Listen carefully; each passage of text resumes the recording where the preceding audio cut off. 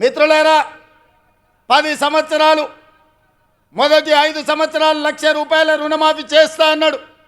4 విడతలు అన్నాడు. మిత్తి నేనే కడతా అన్నాడు. ఆయన కట్టిన దాంట్లో అసలు కంటే మిత్తికే ఎక్కువైంది. 2018 నుంచి 2023 వరకు మళ్ళీ ₹1,00,000 రుణమాఫీ చేస్తా అన్నాడు. మొదటి 4 సంవత్సరాలు అన్నా పైసా కూడా ఇవ్వలే. ఆఖరి సంవత్సరం ఔటర్ రింగ్ రోడ్డును అమ్మి 11,000 కోట్ల రూపాయలు రైతుల ఖాతాలో వేస్తే 8,596 కోట్ల రూపాయలు మిత్తికే పోయినాయి. అసలు చెల్లించింది 2,500 కోట్లే. మిస్టర్ హరీష్ రావు గారు, మీరు వినండి స్పష్టంగా. ఆర్థిక మంత్రిగా మీరు బాధ్యత నిర్వహించింది కదా. ఔటర్ రింగ్ రోడ్డు 7,500 కోట్ల రూపాయలకు తెగ నమ్మి ఆనాడు కాంగ్రెస్ పార్టీ నిర్మించి ఒక అద్భుతమైన ఆస్తిని నగరానికి, తెలంగాణ రాష్ట్రానికి ఇస్తే దాన్ని అమ్మేసి 5 సంవత్సరాలలో రైతు రుణమాఫీ చేసింది మీరు 11,000 కోట్లు అయితే అందులో 8,500 కోట్ల రూపాయలు మిత్తికే సరిపోయినాయి. మీరు చెల్లించిన అసలు 2,500 కోట్లే.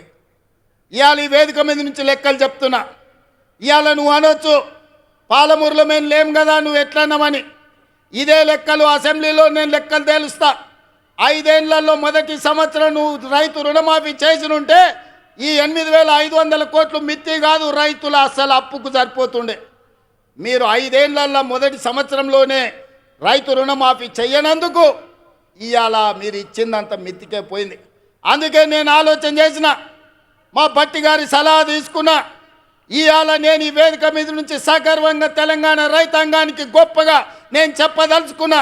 29 రాష్ట్రాలలో ఉన్న ముఖ్యమంత్రులను కానీ ప్రధానమంత్రి నరేంద్ర మోడీని, కల్వకుంట్ల చంద్రశేఖరరావును సవాలు విసురుతున్నా. ఈ దేశంలో స్వతంత్రం వచ్చినప్పటి నుంచి ఏ రాష్ట్రమైనా 10 నెలల్లో 25 రోజుల్లో 22,22,062 రైతు కుటుంబాలకు 17,869 కోట్ల రూపాయల రుణమాఫీ చేసిన చరిత్ర ఈ దేశంలో ఉన్నదా అని నేను అడుగుతున్నా. చర్చలకు మీరు సిద్ధంగా ఉన్నారా నరేంద్ర మోడీ గారు అని నేను అడుగుతున్నా.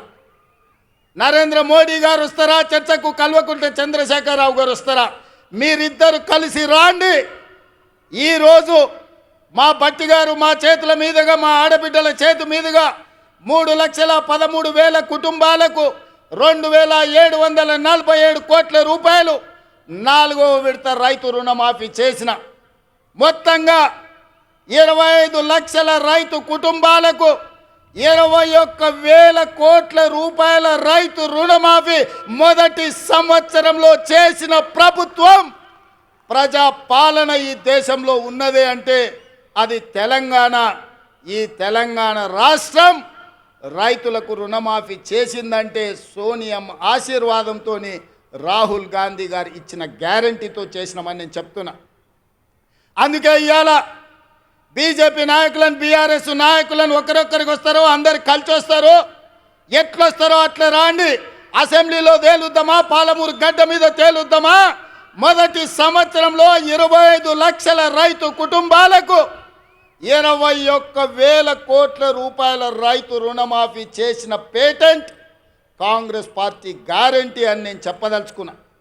గ్యారంటీల గురించి మాట్లాడాల్సి వస్తే, స్వతంత్రం వచ్చినప్పటి నుంచి దళితులకు, గిరిజనులకు, ఆదివాసీలకు, బలహీన వర్గాలకు భూ పంపకాలు చేసి అసైన్మెంట్ పట్టాలు ఇవ్వడం ద్వారా ఆ గ్యారంటీ మాది.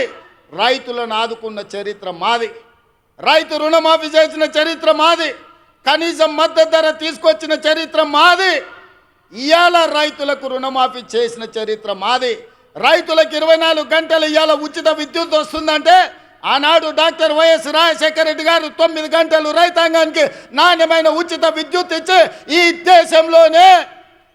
దేశంలోనే రైతులకు ఉచిత విద్యుత్ ఇవ్వడం కాంగ్రెస్ పార్టీ పేటెంట్ అని నిరూపించుకున్న చరిత్ర కాంగ్రెస్ పార్టీది. రైతు బీమా కనిపెట్టింది కాంగ్రెస్ పార్టీ. రైతులను ఆదుకున్నది కాంగ్రెస్ పార్టీ. ఇవాళ రైతుల గురించి ఏదైనా పేటెంట్ ఉంది, ఏదైనా గ్యారంటీ ఉందంటే రైతు రుణమాఫీ కావచ్చు, రైతులకు ఉచిత కరెంటు కావచ్చు, రైతు బీమా కావచ్చు.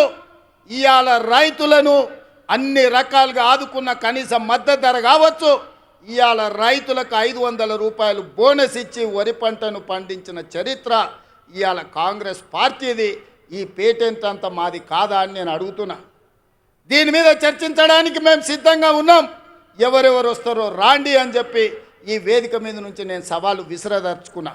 అందుకే మిత్రులారా, ఇవాళ 70 సంవత్సరాల తర్వాత ఈ జిల్లాకు మనకు అవకాశం వచ్చింది.